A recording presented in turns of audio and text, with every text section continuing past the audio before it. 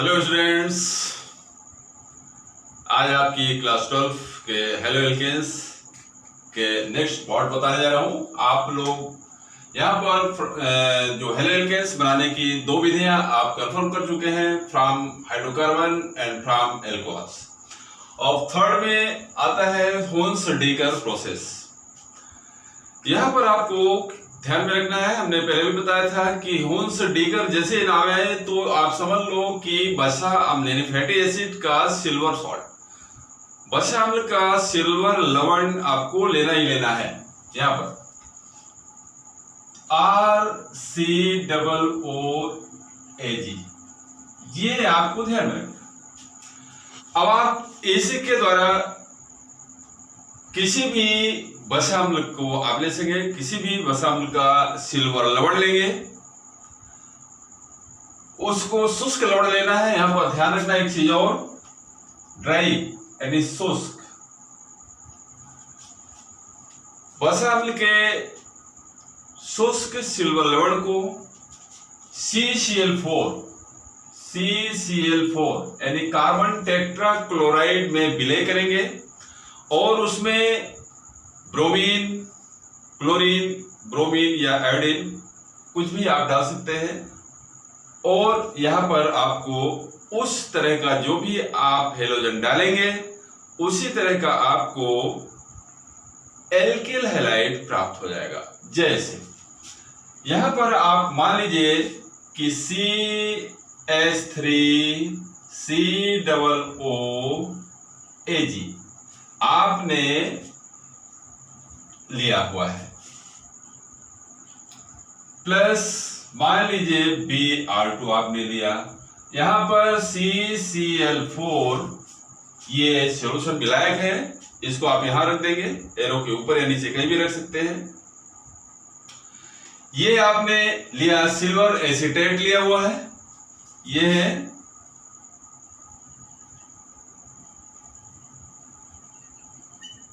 Silver acetate की bromine से आप क्रिया करवा रहे हैं।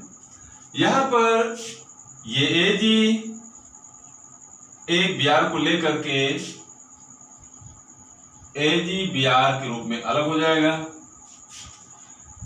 यहां पर आपको मिल जाएगा CH3Br, एक Br बचा हुआ है, ये एल्किल ग्रुप है।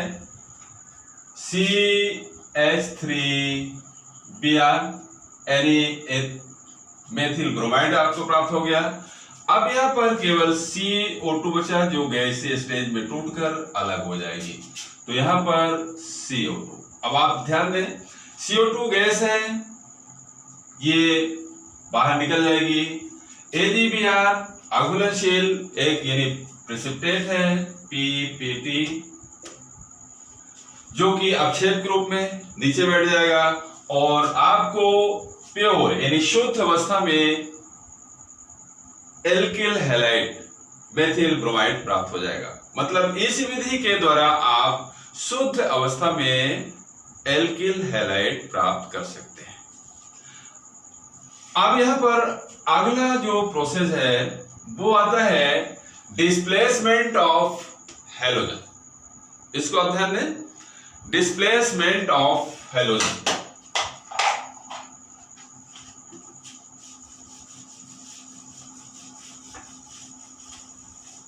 देखिए, डायरेक्टली एल्किल आयोडाइड, खास तौर पे एल्किल आयोडाइड बनाना बहुत कठिन होता है, क्योंकि इसको डायरेक्टली ताजा बनाना पड़ता है। इसलिए यहां पर डिस्प्लेसमेंट के द्वारा आप बड़ी आसानी से इसको तैयार कर सकते हैं। जैसे मान लीजिए कि यहां पर आपने लिया हुआ है RCl यानी एल्किल क्लोराइड आपको पहले से मिला हुआ है, आपने लिया हुआ है, बना हुआ है। अब इसको हमें Ri में कन्वर्ट करना है, चेंज करना है।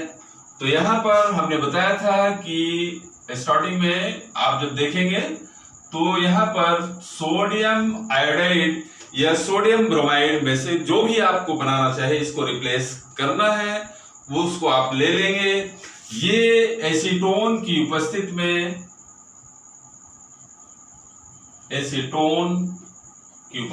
क्रिया होगी, इसको ध्यान में रखना है। यहां पर R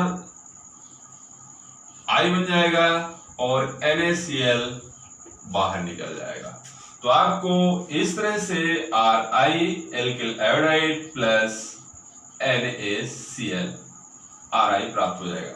R के स्थान में जो भी आप लेंगे, जैसे मान लीजिए आपने CH3Cl लिया हुआ है प्लस NaI ले ले, यहां पर एसीटोन की क्रिया, तो CH3I प्राप्त हो गया प्लस NaCl निकल गया। इस तरह से इस विधि से किसी भी हैलोजन को दूसरे हैलोजन से एक्सचेंज करने का मेथड डिस्प्लेसमेंट ऑफ हैलोजन कहलाता है। अब जो अगला आता है फ्रॉम राइडोन मेथड, ये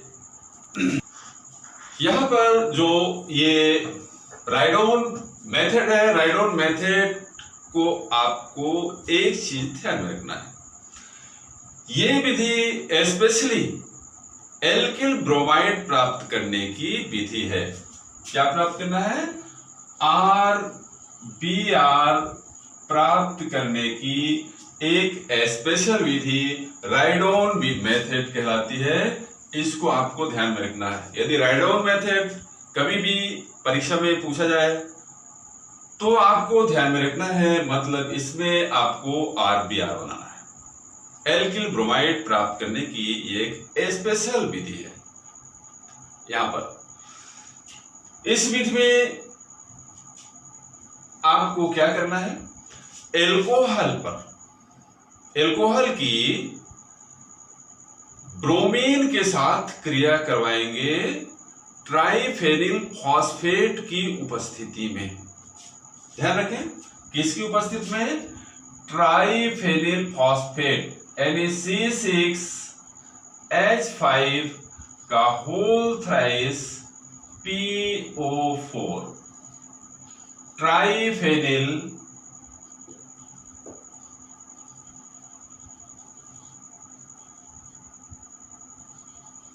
फॉस्फेट की उपस्थिति में ये क्रिया होगी।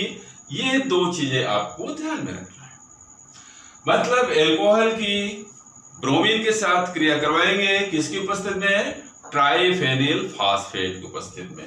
क्रिया कराने पर आपको RBr प्राप्त होगा। यह है राइडोन मेथड, बड़ा सरल सी चीज है।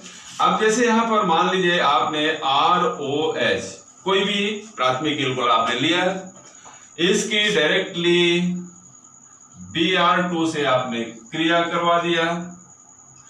यहां पर आपने लिया हुआ है ट्राइफेनिल फॉस्फेट प्लस C6H5 का whole thrice PO4 square. RBr प्राप्त हो जाएगा, RBr प्राप्त हो गया प्लस अब यहां पर ये R ब्रेक हो गया, OH बचा हुआ है, एक Br यहां से निकल गया, एक Br बचा हुआ है। यहां पर एक ये OH को ध्यान में रखना है। यहां से अब इसको थोड़ा सा हम आपको ऊपर समझा रहे हैं। यहां देखें इसकी पोजीशन P11O, इसको ध्यान रखना है। इसका स्ट्रक्चर यदि आपको मालूम हो गया तो बहुत सरल हो जाएगा। P11O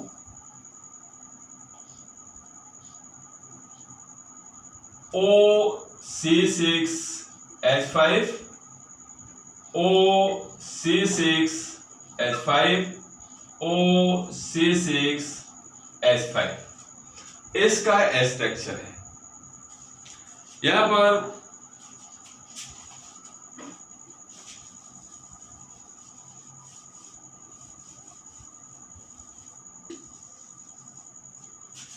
ये स्पष्ट रूप से दिख रहा है। यहां पर C6H5 C6H5 C6H5 का होल थ्राइस PO4। अब आप यहां पर देखें, एक ब्रोमीन के साथ ये जो एक OH बचा हुआ है, यहां पर ये ब्रेक हो जाएगा, ये टूट जाएगा और यहां पर C6H5OH प्राप्त हो जाएगा, मतलब फिनोलिक पोजीशन, फिनोल। C6H5 एक अलग हो गया। अब आपके पास C6H5 दो बचे हुए हैं। यहां पर ये फिनाक्सी ग्रुप कहलाएगा। C6H5O C6H5O का होल ट्वाइस तो हो गए। अब यहां पर PO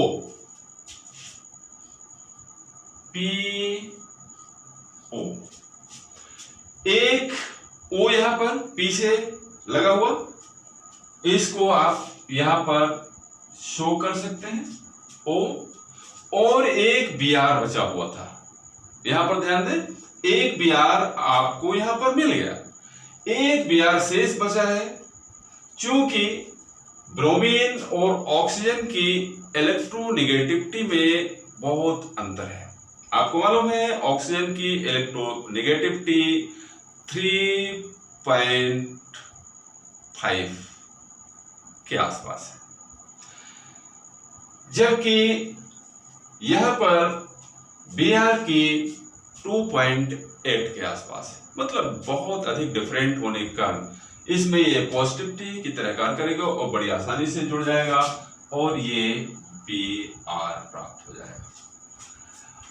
यहां पर एक चीज आपको ध्यान में रखना है कि आपकी किताब में जो हमने कई बुक्स स्टडी किया, उसमें यहां पर इस ऑक्सीजन को शो नहीं किया गया है, जबकि आप यहां स्पष्ट रूप से देख रहे हैं कि यह ऑक्सीजन शेष है, बचा हुआ है। तो इसको आपको ध्यान में रखना है, सुधार लेना है। यह इसको आप डायरेक्टली यहां पर आप डाल करके भी इसको डायरेक्टली लिख सकते हैं, ROH प्लस Br2 यहां पर C6H5 का whole thrice PO4 equal to RBr। केवल इतना बना, मात्र कुछ निकालने की जरूरत नहीं है, इसको बना ले। या ये है, ये तो स्पेशली आपका रिएक्शन है, इस तरह भी कर सकते हैं। इस तरह से एल्किल हैलाइड प्राप्त करने की ये जो मेथड है, पांचों मेथड्स पूर्व होते हैं। अब इसके बाद इनके फिजिकल एंड केमिकल प्रॉपर्टीज आगे होंगे, जिसको हम नेक्स्ट वीडियो में देंगे। आज के इतना ही।